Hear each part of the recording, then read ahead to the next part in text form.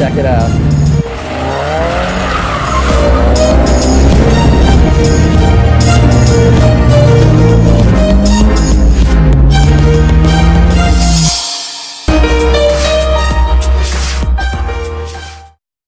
What's up everybody, Super Networks fan here for weekly update number 39 on this Friday.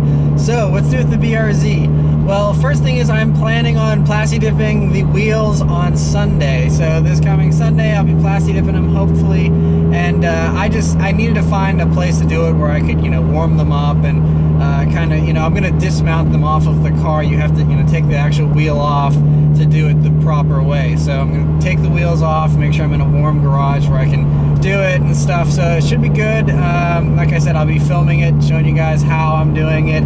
I've never plasti dipped anything before in my life, so it should be interesting. Next is that I took the BRZ in to get some of those rattles checked out, like a week and a half ago. And I reported last week that, they fixed all the other stuff except the taillights, which they were planning on replacing. And I got a voicemail from the service advisor at the Subaru dealership that I go to saying that Subaru now no longer replaces taillights for the condensation issue. They just said they're not replacing them anymore, and that they were going to cancel my appointment. So they didn't follow up and tell me if they were going to reseal them or how they were going to fix the issue. And I called them back and never got a response. So I don't know if that's just my Subaru dealership or if it's all the Subaru dealerships that are just sick of replacing taillights and giving people the cold shoulder, or what's going on. But no resolution as far as the taillights go. So far, over the past year and a half, I had one of the taillights replaced, I had the other one resealed, and both of them are getting condensation again. So neither thing really fixes the problem. And so I have no idea how to fix the problem, which really stinks because I like these taillights a lot. I know a lot of people said, oh, you should swap them out to different ones. And I do really like the Tom's taillights. If I had to swap them out, I would probably get the Tom's. The condensation isn't quite as bad as it was before. I might try and just reseal it again in the spring, see if that fixes it. If they keep getting condensation and it keeps getting really bad to the point that it looks embarrassing, then I'll probably swap them out for the Tom's just because I have no other option. Tom taillights are really sick. I really do love them. I really like the stock ones, and I don't want to spend $500 on Tom taillights if I don't have to. So yeah, that's an interesting thing. I don't know what's going on with the Subaru dealerships, but if you have any experiences, fellow BRZ or FRS owners, let me know if you've been given the cold shoulder by your dealership. Next, another small little issue. I know some of you are going to say, see, this is what Consumer Reports was talking about, but these aren't reliability issues. I'll say it again. These are things that are minor nuisances. Nothing that's going to leave me stranded or have the car totally fail on me. But one issue that the car did develop over the past week is this car sits outside a lot, most of the time actually. And so ice will develop on the windows, whenever we got snow this past week, and ice was on the windows. And these windows are similar to the windows on the Porsches and some of the other cars that have frameless windows, where whenever you open it, the window comes down a little bit to come in and out of the window track there and the roof line. And so whenever there's ice at the bottom of the window there, that gets stuck. And it's not quite as bad as the Porsches. Some of the Porsches, I remember back in the day when I worked at a Porsche dealer, they actually would shatter if they weren't down and you'd close the door. These, I had it get stuck on me a couple times, and what happens is whenever the window gets stuck, it'll come open and close just fine, but it doesn't seal all the way. And so you'll be driving around, and I had this happen the other night, where the auto window switches here will start flashing. That auto light will flash on and off to let you know that the thing is out of sync, and you can put the window down, but it won't go up. And so I was kind of freaking out for a second, and then all I did was I turned the car off, turned it back on again, and that kind of reset the system, and I was able to put the window back up, and it's fine now. So that was just a weird little thing. I just had never seen that before, never heard of anyone having that issue, and so that was just a new thing. But no big deal. Once again, like I said, everything's fine, and that's my own fault partially. I should have cleared off all the ice off the window before getting in the car. But yeah, that's just another little interesting thing that happened. So the big thing that all of you have been wondering about so far is snow driving. How does this thing do in the snow? We did get some snow this past week. Unfortunately, the meteorologist overhyped it. We didn't get the 3 to 5 inches of snow I was hoping for, but we did get like an inch or two the one day and an inch or two the other. And that allowed me to drive the car in 2 different circumstances. One was on roads that had been partially treated and were just slushy, which has often been known to be more slippery than actual snowy roads. And then the second day that I went out, it was actually in the evening time, and the roads were just lightly covered with snow, maybe an inch or so. And I have to say, the BRZ did really well. Now, I mean, I'm probably praising these tires more than the actual car, because the tires are everything. And these Dunlop Wintersport M3s that I have on, they really have lived up to everything that I've heard about them so far. They handle really well on the dry, and then whenever it did get slippery and wet and snowy though, these tires really did start gripping well, and I was really impressed by them a lot. I mean, obviously if you drive like an idiot, yes, this thing will slide around and be totally useless in the snow, but if you know how to drive this car in the snow and you know the physics that are going on behind it and you're mindful of that when you're driving, then it's fine. So, you know, I am very smooth with my throttle inputs. One thing that's great, you know, this car has the, you know, very sharp throttle response, so you can be very smooth and delicate with your throttle response to not upset, you know, the traction in the back there. And another thing is, you know, this car has such great balance. Everyone knows that, you know, with how easy it is to drift, but that also gives it great balance on the snow, because I can feel exactly whenever I'm starting to lose grip and lose traction. And I mean, another nice thing about this car is it doesn't have any torque. You have 151 foot-pounds of torque at its peak, and if you're short shifting and keeping it below 3,000 RPMs, you basically have no torque whatsoever. And so that really helps, because you don't have any wheel spin. You know, it's, if I was in a V8 Mustang or something, you'd be spinning tires left and right away. With this car, there's not much power there, so you can't really spin the tires as easily. So it's just, all this makes for a very easy car to drive in the snow so far. You know, yes, it is rear-wheel drive. No, I don't feel as confident driving this as I did in my Legacy GT. Obviously, all-wheel drive, you just have a little bit better grip. That was a heavier car as well, which helped, and you just have a little bit better balance. This, you do have to be mindful. Like I said, you have to remember that you're in a rear-wheel drive car and just drive it very delicately. But you take it easy, this thing does perfectly fine so far. Like I said, I haven't driven in any really deep snow yet, so the jury's still out on that. But as far as minor snow and roads that you would encounter normally that have been partially treated or something like that, this car is totally fine. Haven't had any issues whatsoever as far as the snow driving is concerned. Just put some good snow tires on here and you're good to go. So yeah, I'll send it back to me at the news desk for this week's news. Right, so for this week's news, first thing first is 2 cars that I neglected to talk about that you guys brought to my attention in last week's update video.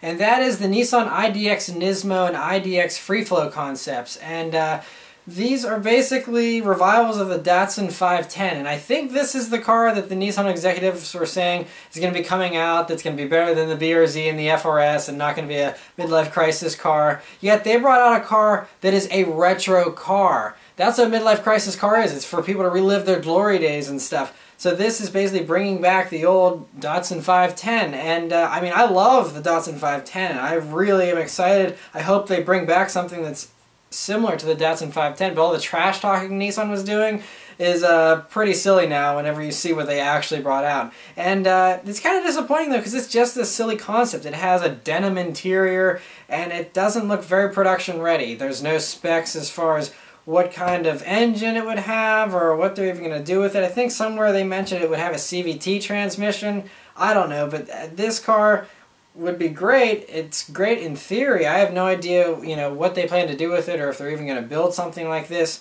But yeah, who knows? Maybe they'll come out with a production version in a year or two that'll actually be appealing. Another car is the Nissan Sentra Nismo concept that came out that you guys wanted me to talk about here. This was at the Los Angeles Motor Show, and it looks pretty promising. I mean, 240 horsepower, they're saying.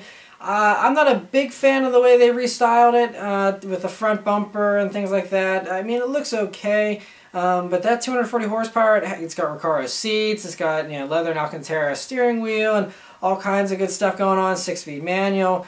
Could be a really cool car. It's got brakes off a 370Z and all these kind of promising things. I'm hoping that Nissan builds this Sentra Nismo because, you know, the Sentra SCR was a staple in the hot import kind of scene, you know, 10 years ago, and they kind of just dropped off the map with the Sentras and the SCRs. I mean, they still made the SCR here for, you know, a while, but it just wasn't very compelling, wasn't very competitive. This could be very competitive. You know, this will put it right up there with the WRX and, you know, the Volkswagen GTI, and you have the Ford Focus ST now and the Fiesta ST. There's all these front-wheel drive hot cars like the Mazda Speed 3, all these things coming out. So yeah, maybe Nissan wants to get back in the game with this Sentra Nismo. We can only hope. There's a report here that the next Miata is going to weigh around 2,200 pounds, around a ton, which would mean that it is losing 300 pounds off the current featherweight Miata, which is, you know, already a wonderfully light car. I reviewed one this past summer. They're great cars to drive. They feel very light on their feet. The last thing I thought the Miata needed was a diet, but that's what Mazda's doing apparently. And I don't know how they're going to lose 300 pounds from a car that's already this light. But if they manage to do that and make it a little bit bigger and a little bit more powerful, that's a very compelling car. And then whenever you remember that Alfa Romeo is going to have a version of this car called the Spider, you put beautiful Alfa Romeo looks with a car that weighs 2,200 pounds and is more powerful than the current Miata. That sounds like a really, really promising car. Really excited for these to turn up. I'm not sure when they're going to actually finish making this car, but it can't come soon enough in my opinion. Another car that's supposed to be put on a diet. I'm glad that all these car makers are realizing instead of downsizing the engine or something, just make it lighter. That'll give you better fuel economy. So the next Audi R8 is supposed to be 130 pounds lighter as well, which is music to my ears as well. That car drives amazingly. I've driven the R8 V10 and the standard R8. Great cars, you know, but I never thought they even needed to lose any weight. But they're going to drop 130 pounds off of them, and that's just going to make it even better. I mean, it'll handle better, it'll be faster. All around good news there for Audi and the R8. And while we're on the R8, we'll talk about the Gallardo, its cousin. The Lamborghini Gallardo production has officially ended with 14,022 cars.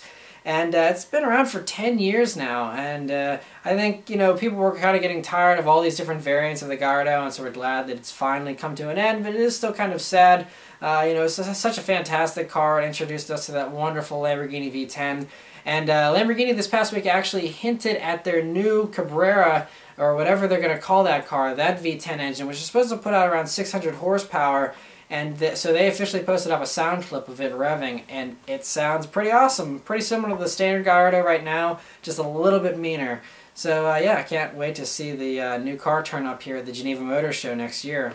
Another upcoming supercar is Saleen, which, you know, made the Saleen S7 about 10 years ago now, and they're going to be coming out with a new supercar. They're calling the S8 apparently, and the last car we saw from Saleen here in the supercar realm was the S5S Raptor, which was a really sick-looking car that came out at Detroit a few years ago. And that thing was amazing. Everyone was so upset that they didn't build that car. Hopefully they take a lot of styling cues from that whenever they build this new S8. There's not a whole lot of word yet about what's going on, except that they're going to be building it. So should be good. Another car that's being worked on here that'll be awesome is Honda's already working on an NSX Roadster. The NSX Coupe hasn't even officially come out yet, and they're already working on a Roadster, which is, again, music to my ears. To me, one of the great ways to enhance a car's driving experience is to take the roof off.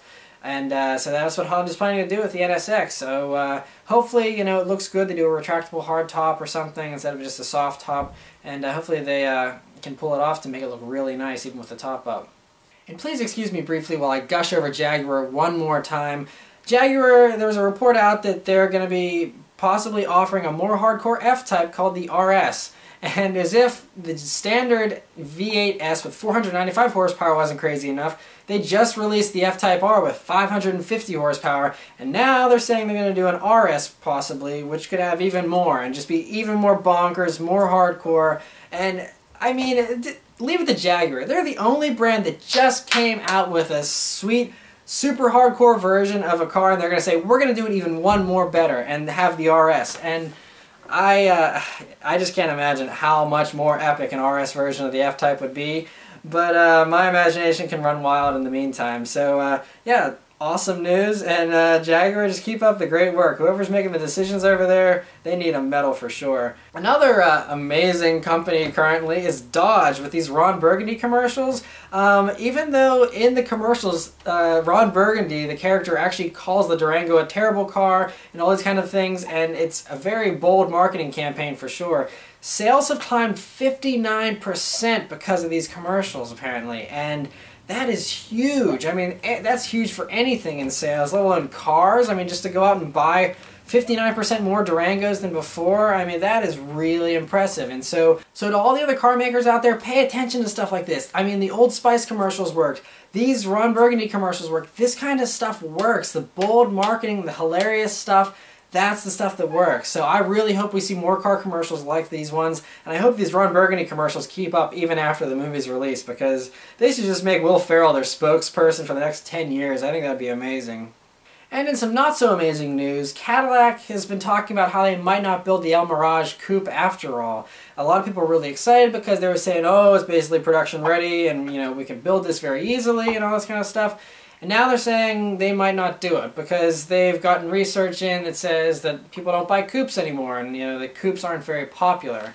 And I mean, I can see that. There's not as many coupes around as four-doors, obviously. People like the extra practicality of the four-door, but it's not as classy. A huge two-door coupe from Cadillac, it just reeks with classiness to me. It would be so sweet. And I mean, they said they would probably do like a four-door version of the El Mirage, or a car that's, you know, a very large Cadillac that would just have four doors. But to me, it's not that hard to make a two-door version. Just take those two back doors, throw them away, squash the car together, and you have a two-door version. It shouldn't be something that needs to be re-engineered or anything. It should be very easy to make a coupe version of whatever huge Cadillac they decide to make. So Cadillac, you should still do a coupe. It would be amazing. And another sad report is that the Mitsubishi Evo successor is on hold. I mean, the Evo 10 has been around for, you know, quite a while now, and it looks like there's no new car in sight. They're keeping it on hold for right now. And the reason why they're putting it on hold is because they want to focus on electric and plug-in vehicles, which, I mean, if you want to do like a hybrid sports car or something, that would be cool. But if you're just trying to make more little city cars and stuff, that's just, to me, kind of boring. Especially whenever they know that the Evo has supported them for so many years, and the Evo community is so passionate. That's the best thing Mitsubishi has going for it. The last thing Mitsubishi wants to do is leave Evo owners out in the cold. So, I don't know. I don't agree with their decision to put the Evo on hold. But, I mean, from a Subaru WRX fan standpoint, Subaru can just run away with the sales while the Evo just slowly dies here because no one has any other option. And, so yeah, sad news for Mitsubishi there, and Mitsubishi fans as well. So yeah, that's it for all the news this week, guys, so send it back to me in the car. Alright, so I'll leave you guys with a nice little acceleration here, like I always do.